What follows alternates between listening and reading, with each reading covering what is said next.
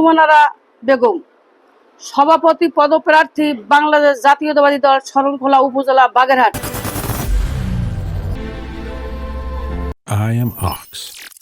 গত 2/7/2025 ইংরেজি তারিখ বুধবার আনোয়ার হোসেন পঞ্চায়েত অসাংগঠনিক মিথ্যা বানায়ট মন গড়া তথ্য দিয়ে একটি সাংবাদিক সম্মেলন করেছেন। আমি তার তীব্র নিন্দা ও প্রতিবাদ জানাই। বাদলের বিরুদ্ধে এহেন মিথ্যা বানোয়াট, অগঠনতান্ত্রিক, অবাস্তব, কুরুচিপূর্ণ তথ্য প্রকাশ করে বিএনপির নেতাকর্মীদের মাঝে বিভ্রান্ত সৃষ্টি করার অপচেষ্টা চালাচ্ছেন।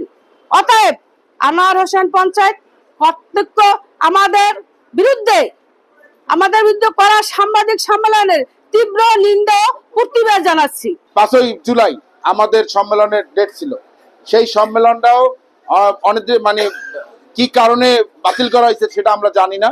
আমরা খাদিম নামুল নাসির আলাপ ভাই পেজে পেয়েছি যে আগামী 13 তারিখ আমাদের সম্মেলন।